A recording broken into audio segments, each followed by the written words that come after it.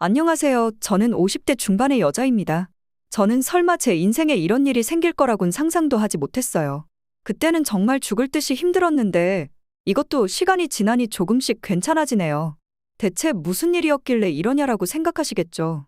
결론부터 말하면 제 남편이 외도를 저질렀습니다. 외도 자체도 부부 사이에 있어서는 안 될 일이지만 전 그 상대에 더 충격을 먹었습니다. 외도를 해도 해선 안 되는 상대와 외도를 한 것이죠.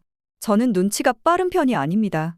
그러니 남편이 오랫동안 외도를 저지르고 있었다는 사실조차 모르고 있었던 거겠죠.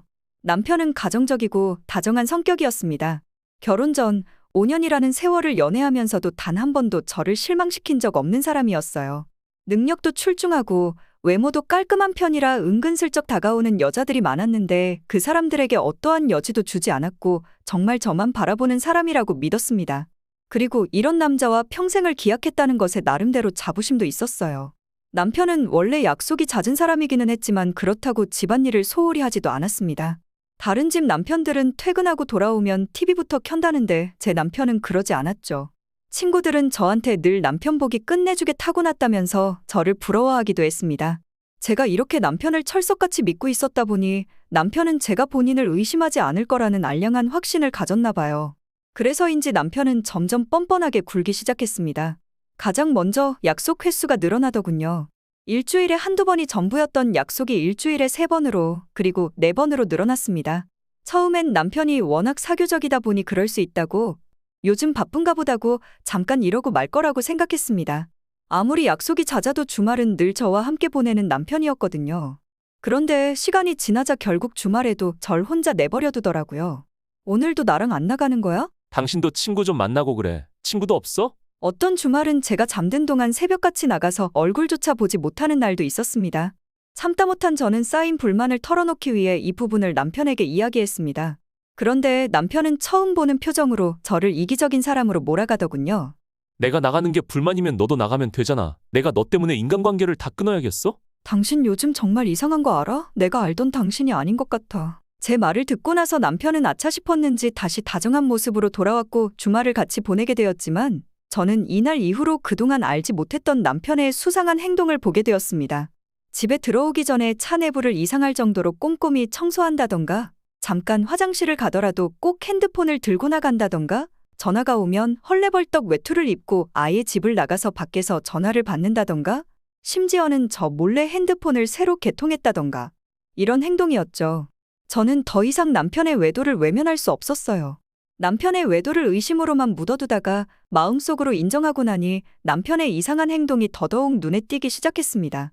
저는 무엇보다 저 몰래 핸드폰을 새로 개통했던 게 가장 의심스러웠죠. 남편은 제가 그 사실을 알고 있는지 몰랐거든요. 저는 제가 이 사실을 알고 있다는 말을 하기 전에 미리 외도 증거를 모으기로 했습니다. 다정하고 집안에 헌신적이었던 남편의 외도를 인정하고 싶지 않아서 애써 무시하던 마음을 다잡고 나니 사람이 이성적으로 변하더라고요. 그날부터 남편의 뒤를 밟았습니다. 저도 회사를 다니고 있었기 때문에 매 순간 남편을 따라다닐 수는 없었습니다.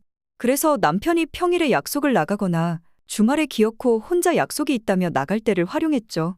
처음 남편을 뒤따라간 날, 남편은 동성 친구를 만나더군요. 그 다음도 마찬가지였어요. 건실해 보이고 부끄러운 것이 하나도 없어 보이는 남편의 모습에 설마 내가 착각했나 라는 생각을 할 때 결국 남편이 한 여자를 만나는 장면을 보고야 말았습니다. 그리고 저는 그 여자의 얼굴을 보고 정말 기절할 뻔했어요. 그 여자는 제 가장 친한 친구의 딸이었습니다. 다시 한번 강조할게요. 그 여자는 제 친구도 아닌 제 친구의 딸이었습니다. 아무리 생각해도 이 상황이 이해되지 않았어요. 친구의 딸은 이제 고작 22살이니 진로나 이런 상담을 해주려고 만나는 게 아닐까라고 생각했습니다. 하지만 저희 바람과는 달리 이건 말도 안 되는 가정이었습니다. 저는 남편과 친구의 딸, 이 두 사람이 몇 차례에 걸쳐서 모텔에 들어가는 걸 제 눈으로 똑똑히 보았습니다. 화가 머리끝까지 치밀었고 왜 드라마 속에서 회장들이 뒷목을 잡고 쓰러지는지 알 것 같았죠. 당장 뒤쫓아가고 싶었지만 증거를 확실히 남겨두어야 했기에 저는 가만히 이 두 명이 모텔 밖으로 나올 때까지 차 안에서 기다렸습니다. 남편이 친구의 딸과 모텔에서 걸어 나오는 걸 처음 보았을 때 시간을 보니 이미 4시간이 지나 있더군요. 저는 덜덜 떨리는 손으로 남편에게 전화를 걸었습니다. 어디야? 이제 집에 오는 거야? 저는 남편이 손가락을 입에 가져다 대며 친구의 딸에게 조용히 하라는 제스처를 하는 걸 보았고 친구의 딸은 그 모습을 보더니 재미있다는 표정을 지으며 남편에게 팔짱을 끼더군요. 집 가려고 방금 출발했어. 친구들은 잘 만났어? 오랜만에 만나니까 반갑고 좋더라고. 오랜만에?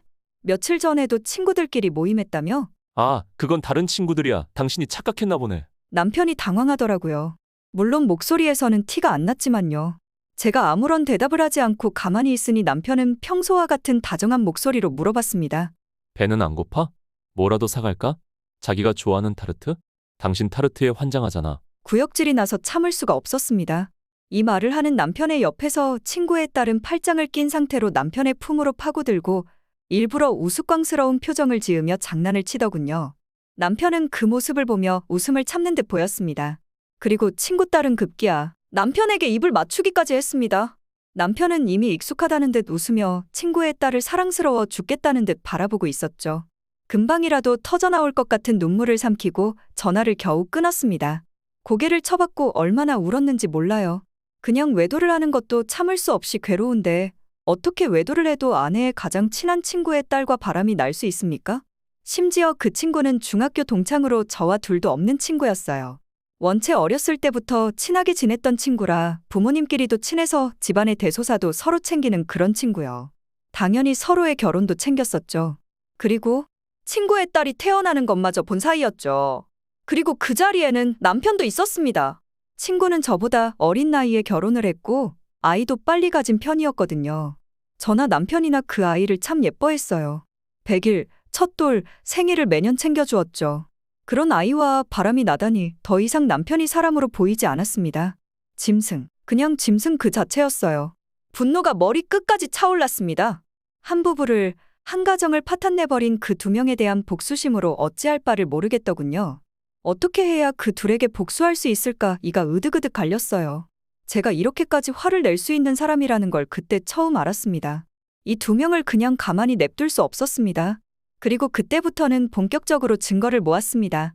남편의 차에 녹음기를 설치했고 남편이 잠에 들면 몰래 나와서 남편 차에 블랙박스 영상을 백업했죠. 남편의 뒤를 밟는 동안 제 삶은 없었습니다. 남편의 뒤를 밟고 증거를 모으고 두 사람이 희희낙낙하며 저를 우롱할 때마다 가슴이 찢어지고 혼자 울부짖듯 울기도 했지만 참고 버텼습니다. 제 인생을 망가뜨린 만큼 두 사람의 인생을 철저히 무너뜨리겠다는 생각 하나만으로요. 그렇게 자료를 하나둘 모으면서 인스타그램이라는 SNS를 알게 됐어요. 친구 딸아이, 아니 상간녀가 어리고 예뻐서 그런지 그 사람을 좋아하는 사람이 수천 명이나 됐습니다. 저는 친구 딸이 올린 봉사활동 간 사진, 시험 기간에 공부하는 사진, 친구들과 노는 사진에 수백 수천 명이 좋아요를 누른 걸 보고 기가 찼습니다. 사진 속에서는 환한 미소로 세상 착하게 살아가는 것처럼 보이던데 이 여자를 아는 사람들은 실체를 알기나 할까요? 이 미소로 평범한 대학생이자 유부남과 불륜을 저지르고 있는 상간녀로 이렇게 말도 안 되는 두 얼굴로 살고 있다는 걸 저만 알고 있다는 게 미치도록 답답하더군요. 저는 상간녀의 행적을 쫓다가 상간녀의 친구들에게만 공개하는 사진들이 다른 SNS 계정에 따로 있다는 것을 알게 되었습니다. 저는 몇 번의 시도 끝에 상간녀의 비공개 계정을 알아냈고 그 계정에 따로 올리는 사진을 볼 수 있게 되었습니다. 아마 저를 친구라고 생각했는지 제가 요청한 친구 요청에 수락을 하더군요. 아니, 어쩌면 제 정체를 알기에 친구 신청을 받은 건지도 모르겠지만요. 간이 커진 것도 한몫했겠죠. 상간녀의 계정에는 남편의 얼굴은 나오지 않았지만 남편과 찍은 게 분명한 사진이 도배되어 있었습니다. 게다가 상간녀의 친구들은 불륜 사실을 알고 있었어요. 얘 진짜 도른 듯. 나이 차이가 몇 살인데 좋다고 만나는 거 보면. 그리고 상간녀는 친구들의 말에 뻔뻔하게 반응했습니다. 야, 내가 좋다고 하는 게 아니라 이 아저씨가 따라다니는 거임. 나이 많고 푹 퍼진 와이프한테 무슨 정이 남아있겠음? 젊고 탱탱한 내가 낫잖아. 유유상종이라는 말은 틀린 것 하나 없었습니다. 상간녀의 친구들은 저를 비방하는 걸 서슴지 않았어요. 아줌마 개불상. 내 남편이 바람피면 나는 그냥 죽어버릴 듯. 근데 그 아줌마 하나도 모름. 눈치도 더럽게 없네. 그러니까 남편이 바람을 피지. 저는 이 모든 내용을 캡처해서 저장했습니다. 남편은 상간녀에게 명품도 갖다 바치는 듯 했습니다. 상간녀가 올린 사진에는 명품 가방, 명품 화장품, 명품 옷까지 없는 게 없었습니다. 그리고 항상 명품 사진을 올릴 때마다 하나뿐인 내 편이 준 선물 잘 쓸게요. 이런 멘트가 있더군요. 저에게는 지갑 하나 선물해 준 적이 없을 뿐더러 명품은 돈 아깝다고 했던 사람이 바로 제 남편입니다. 우리 돈 모아서 좋은 집으로 이사 가야지. 아이 낳으면 돈이 더 많이 들 텐데 그때까지 잘 모아둬야 하지 않겠어? 그 말만 철석같이 믿고 허리띠를 꽉 졸라 맸던 과거의 제 모습이 처량하게 느껴졌습니다. 친구들 모두 명품백 하나씩 들고 모임에 나올 때마다 명품에 관심이 없는 척했지만 부러웠던 건 사실입니다. 그래도 명품 살 돈 아껴서 집을 장만하고 싶다는 일념하에 명품을 봐도 모른 척 눈 감고 지나갔는데 정작 남편은 상간녀한테 명품을 퍼주고 있었다는 사실을 알게 되니 이런 대우를 받으면서 이 남자와 더 이상은 같이 살 이유를 못 느끼겠더군요. 한이 쌓이는 만큼 남편의 불륜 증거도 같이 쌓여갔습니다.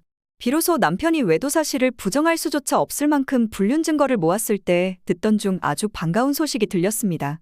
상간녀가 다니는 대학교 축제에서 노래자랑 무대에 참가자로 나온다는 것이었죠. 물론 이 소식도 상간녀의 SNS를 통해서 알게 되었어요. 상간녀는 가슴을 겨우 가리는 상의를 입은 채로 춤 연습하는 사진을 올리고 노래 연습을 하는 동영상도 올리더군요. 기가 막혀서. 학교 축제의 메인 행사로 규모도 크게 하고 그 학교 출신의 어지간히 유명한 인플루언서들은 죄다 참석하는 것 같더라고요. 저는 곧장 친구에게 연락했습니다. 이 지지배야. 연락이 왜 이렇게 안 되는 거야? 잘 지내지? 친구는 반가운 목소리로 전화를 받았습니다. 남편의 외도를 알게 된 이후로 왠지 친구에게 연락을 할 수 없겠더라고요. 친구의 잘못이 아니라는 걸 분명히 알고 있었지만 상간녀의 어머니라는 생각을 하면 치가 떨렸습니다. 그리고 마음 한구석에는 죄책감도 있었어요. 제가 복수하려는 대상이 제 친구의 딸이기도 하니까요. 이 지지배 대체 얼마 만에 연락하는 거야? 연락해도 답장도 없고 얼마나 걱정했는지 알아? 무슨 일 있었던 건 아니지? 아무것도 모르고 걱정스러운 목소리로 말하는 친구의 목소리를 들으니 눈물이 핑 돌았습니다. 제가 아는 친구는 정말로 저를 걱정하고 있을 테니까요. 하지만 제 목표는 명확했습니다. 나는 잘 지냈어. 걱정 끼쳐서 미안해. 요즘 이런저런 일로 좀 바빴거든. 그치, 그런 거지? 안 그래도 저번 주말에 병수 씨랑 백화점에서 마주쳐가지고 너 안부 물어봤었어? 병수 씨도 너 별일 없다고는 하던데. 내가 너랑 연락이 안 되니까 안부 좀 대신 전해달라고 했었어. 이상했습니다. 친구의 말에는 이상한 점들이 너무나 많았습니다. 우선 첫 번째로 남편은 저번 토요일에 상간녀와 당일치기로 여행을 다녀왔었습니다. 일요일에는 저랑 같이 있었고요. 남편이 상간녀와 여행 가는 일거수일투족을 미행했었고 그날 남편이 백화점을 가지 않았다는 것은 제가 제일 잘 알고 있었습니다. 이윽고 친구가 제게 거짓말을 하고 있다는 생각이 들면서 등골이 오싹해졌습니다. 설마? 라고 생각하며 황급히 전화를 끊었죠. 친구가 제 남편과 자신의 딸이 불륜을 저지르고 있는 사이라는 사실을 알고 있을 수도 있다는 최악의 가정이 제 머리를 스쳐 지나갔습니다. 상간녀의 대학 축제 당일 남편은 예상대로 저녁에 약속이 있다며 쫙 빼입고 먼저 집을 나서더군요. 너무도 뻔한 전개에 헛웃음이 나올 정도였습니다. 불륜녀가 학교 축제에 참석하는 것뿐 아니라 참가자로 춤추고 노래까지 한다 하니 그 자리에 가려는 게 눈에 뻔하죠. 저는 더 이상 그들의 뻔한 전개를 가만히 내버려둘 수 없었습니다. 저는 그동안 모아둔 증거가 담긴 USB를 들고서 남편이 뿌린 향수 냄새로 진동하는 집의 창문을 활짝 열어놓고 밖으로 나섰습니다. 남편이 축제에 가는 것은 확실해졌고 만약 친구마저 그 자리에 있다면 친구도 남편과 자신의 딸이 불륜 사이라는 것을 알고 있는 게 분명했습니다. 친구와 저희 우정이 몇 년인데 막상 계획을 실행하려 하니 갑자기 자신이 없어지더군요. 여러분은 제가 너무나 미련하고 바보 같다고 생각하실 수도 있겠지만 저는 내비게이션의 목적지를 바꿨습니다. 친구의 집으로요. 나야. 지금 집이야? 집이지. 오늘 우리 딸이 대학교 축제에서 공연을 한다길래 그거 따라갈 준비 중이야. 그렇구나. 너한테 줄 게 있는데. 잠깐 니네 집에 들려도 돼? 잠깐이면 돼. 친구는 잠깐의 공백 후 대답했습니다. 잠깐이면 되지. 도착하면 연락 줘. 친구의 집 주차장에 차를 대고 두근대는 심장을 잠재운 후 친구의 집 초인종을 눌렀습니다. 잠시 후 친구가 잘 차려입은 모습과 밝은 목소리로 문을 열었죠. 어서 와. 이게 얼마만이니? 친구는 제가 좋아하는 차를 내어주었고 저는 한참을 머뭇거렸습니다. 너답지 않게 왜 그래? 무슨 일 있니? 준다는 게 뭔데 이래? 저는 주머니에서 USB를 꺼내 친구에게 건넸습니다. 이게 뭐야? 너 하서가 요즘 뭐하고 다니는지 아니? 친구의 얼굴은 급격하게 굳었습니다. 하서가 유부남이랑 바람이 났어. 이게 그 증거야. 낯빛이 회색이 된 친구는 날카로운 목소리로 저를 다그쳤습니다. 너 지금 무슨 말을 하는 거야? 우리 하서가 불륜녀라고? 그게 무슨 말도 안 되는 소리니 지금? 저는 계속해서 말을 이었습니다. 나도 말이 안 된다고 생각했었어. 그리고 이 USB 안에 증거가 있어. 의심의 여지도 없고. 그걸 네가 왜 가지고 있어? 너 설마 우리 와서 뒷조사했니? 네가 왜? 그리고 내 딸이 뭐라 하던 그건 내가 알아서 해야지. 왜 네가 이래? 친구의 표정과 행동. 친구가 모든 사실을 알고 있다는 생각이 점차 확신으로 바뀌었습니다. 내가 왜 와서 뒷조사를 했냐고? 친구가 뒷조사를 했냐는 말을 하는 걸 보니 피식 웃음이 나더라고요. 하서가 만난다는 그 유부남, 넌 누군지 알지? 순간 시공간이 멈춘 듯 했습니다. 친구의 입꼬리가 덜덜 떨리고 있었어요. 거짓말할 때 나오는 친구의 특징이었어요. 난 오히려 너가 모르길 바랬는데 역시 알고 있었구나. 제 말을 들은 친구는 적반하장으로 나왔습니다. 그래, 알고 있어. 그래서 뭐 어쩌라고? 내 딸이어도 성인이야. 걔가 만나겠다는데 내가 뭐 어떡해. 나라고 이런 상황이 반가울 줄 알아? 어떤 부모가 자기 딸이 유부남이랑 만나는데 좋다고 있겠니? 성인이라서 네가 뭘 어쩔 수 없다고? 너 그 유부남이 누군지 알아? 내 남편인 거 너도 뻔히 알잖아. 심지어 하서 태어났을 때부터 본 사람이 네 딸이랑 사랑 운운하면서 만나고 있는 거라고. 친구는 제가 테이블 위에 둔 USB를 가로채더니 찻잔에 담았습니다. 이따위 걸로 우리 딸 앞길 막을 생각하지 마. 우리 하서 지금 공부 열심히 하고 있고 취업도 앞두고 있어서 지금 중요한 시기야. 곧 졸업해서 취업하면 금세 해결될 일이야. 나도 말려봤지만 무용지물이었어. 취업하면 하서도 알아서 정리하지 않겠어? 그냥 내버려둬. 그렇구나. 네가 지금 남편 바람난 친구 걱정이 아니라 네 딸 앞길만 걱정하는구나? 너 같은 거 입도 뻥끗 못하게 하는 건 일도 아니야. 네가 내 딸 앞세워서 협박한 자체로도 우린 변호사 불러서 너 소송 걸 수 있어. 너만 조용히 있으면 모두가 행복한데 왜 그러는 거야? 악소리를 지르며 으름장을 놓는 친구는 제가 아는 친구가 아니었습니다. 나만 조용히 있으면 모두가 행복하다고? 그거 다 내 행복 뺏어서 너가 가져가는 거야. 앞으로 어디 가서 내 친구라는 말 하지 마. 아무리 그래도 친구랍시고 너한테 온 건데 내가 사람 보는 눈이 지독하게도 없나 보다. 언제까지 잘 사는지 두고 볼게. 저는 친구의 대답을 듣지도 않고 밖으로 나섰습니다.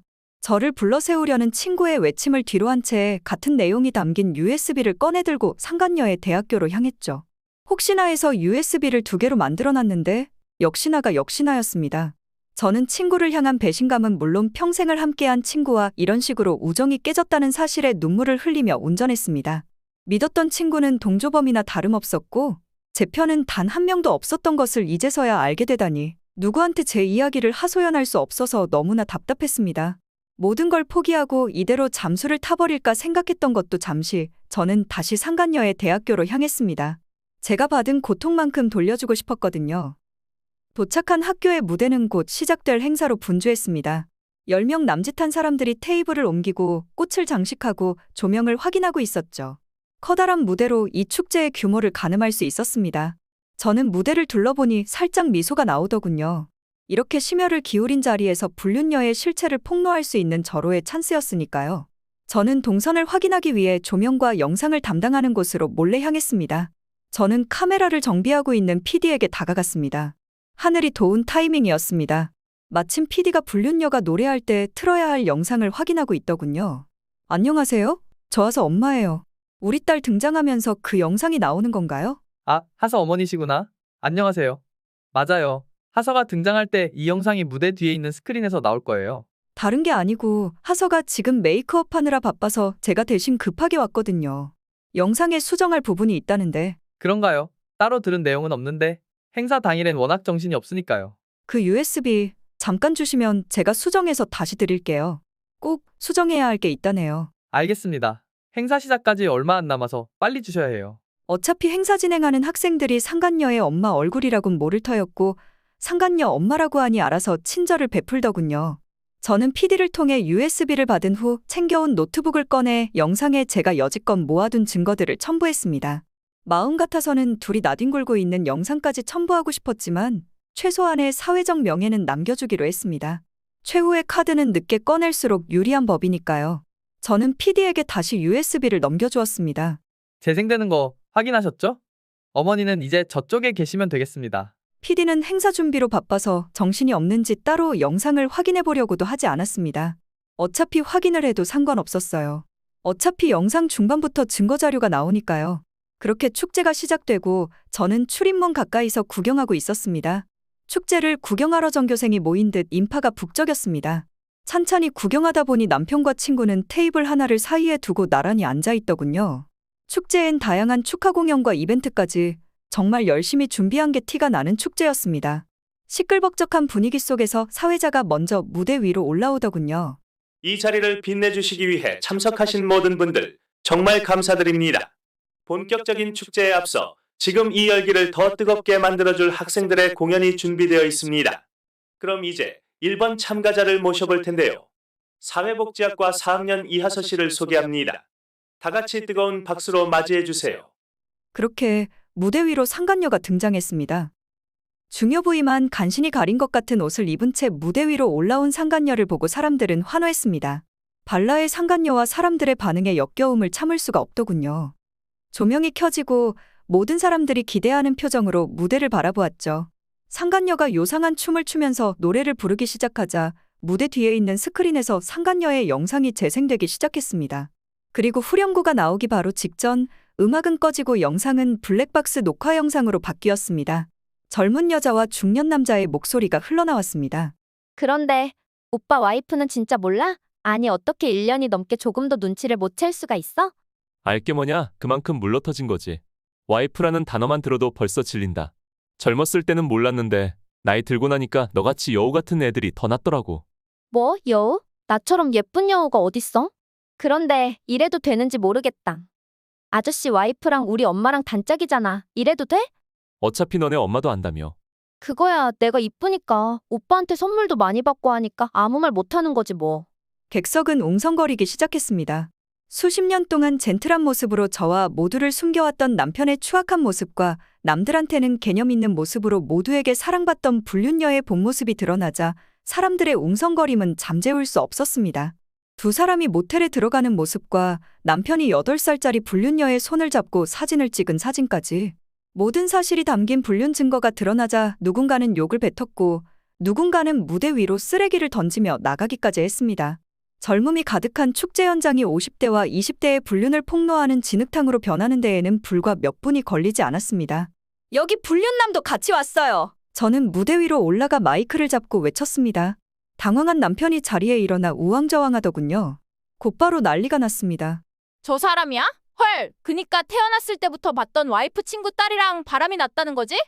이어서 엄마는 알면서도 모르는 척 했대. 축제는 엉망이 됐습니다.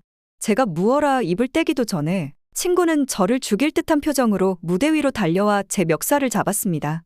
야, 너 미쳤어? 너가 어떻게 이래? 웅성거리는 인파 속에서 저는 마이크를 들고 담담하게 말했습니다. 어떡하긴? 난 그래서 마지막 기회를 주려고 너한테 먼저 갔던 거야. 모든 걸 다 알고 온 나한테 너가 어떻게든 해결하겠다고 했으면 내가 이렇게까지 하지 않았을 거야. 무덤은 네가 팠어. 하서야, 그치? 불륜녀는 지체하지 않고 저한테 다가와 무릎을 꿇었습니다. 이모, 잘못했어요. 그냥 너무 다정하시고 선물도 많이 주시니까 그거에 끌려서 그랬어요. 실수였다고요. 먼저 꼬신 건 아저씨예요. 저는 콧방귀를 뀌며 말했습니다. 아니, 너는 실수한 게 아니야. 그냥 스릴을 즐기고 싶었을 뿐이고 아무것도 모르는 나를 조롱하고 싶었을 뿐이잖아?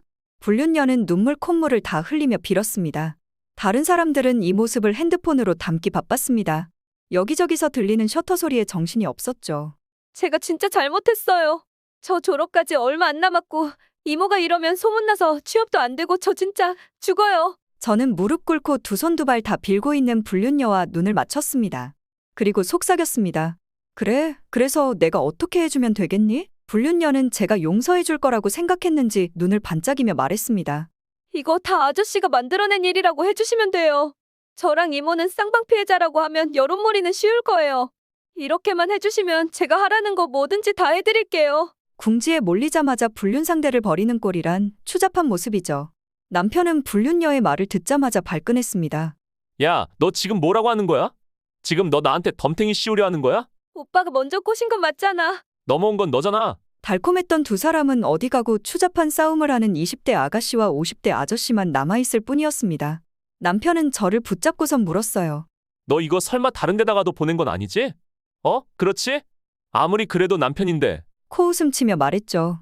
그럴 리가. 불륜은 같이 했는데 왜 한 명만 망하겠어? 회사 인사과로 보냈어. 월요일이면 당신 회사에서도 다 알게 되겠네. 남편의 회사는 도덕성을 중요하게 생각하기 때문에 사생활에 문제가 있는 직원을 절대 가만두지 않았습니다. 게다가 남편은 회사에 중요한 역할을 했기 때문에 더더욱 타격이 클 것이라는 걸 계산했었죠. 아마 시골 어딘가로 좌천돼서 구르다가 사직서 쓰게 되겠지. 이혼은 이걸로 될 거고 귀책 사유가 나한테 있는 건 아니니까 당연히 위자료도 셀 거고. 남편도 제 앞에 무릎을 꿇고 빌기 시작했습니다. 이러지 말자. 응? 제발 한 번만 봐줘. 위자료는 달라는 대로 줄게. 나 회사 잘리면 안 돼. 주변 사람들까지 알면 어디 가서 명함도 못 내민다고. 이건 나한테 그냥 죽으라는 거야. 당신 성격이 원래 이렇게까지 할 사람이 아니잖아. 제가 그 사람들 사정을 봐줄 이유가 뭐가 있겠어요. 저는 냉정히 돌아섰습니다. 그랬지. 원래 성격이었으면 이렇게 못했지. 근데 누구들 때문에 성격까지 변하더라고. 이후엔 모든 순서가 착착 진행됐습니다. 불륜녀는 모두의 손가락질을 받으며 매장됐고 대학교는 휴학을 했다가 결국 자퇴했다고 하더군요. 들리는 말로는 해외 도피 유학을 준비 중이라는데 돈이 없어서 불륜질하면서 받았던 명품을 다 팔아도 모자른 상황이라고 합니다. 전 남편은 회사에서 잘렸습니다. 압박을 견디지 못해서 말이 자발적 퇴사이지 결국 해고당한 거나 다름없었죠. 남편을 존경한다고 따르던 후배들은 바로 등을 돌렸고 남편의 친구들은 물론 사회생활을 하며 만난 모든 사람들이 남편에게서 등을 돌렸습니다. 그래서 술만 마시면서 살고 있다네요. 알코올 중독 수준이라고 하니 남아있는 몇 안 되는 재산은 술 먹는 데 쓰거나 사기당해서 날리거나 할 것 같네요. 자, 이렇게 제 복수극은 끝났습니다. 속이 시원해요. 누군가는 복수하면 공허하다는데 저는 가뿐하기만 합니다. 저와 남편 사이에는 아이가 생기지 않아서 오랜 시간 동안 고통스러워했고 항상 죄인처럼 눈치를 봐왔는데 오히려 아이 갖기 힘들었던 일이 천만다행이라는 생각만 드네요. 저는 이제 비로소 제 인생을 살아가려고 합니다. 주변에 당장 의지할 사람은 없지만 전 이 계기를 통해 한다면 할 수 있다는 자신감도 생겼어요. 더 이상 사람에게 배신당하지 않고 저 스스로를 믿으며 꿋꿋하게 살아갈 겁니다. 제 사연을 들어주셔서 감사합니다. 안녕히 계세요.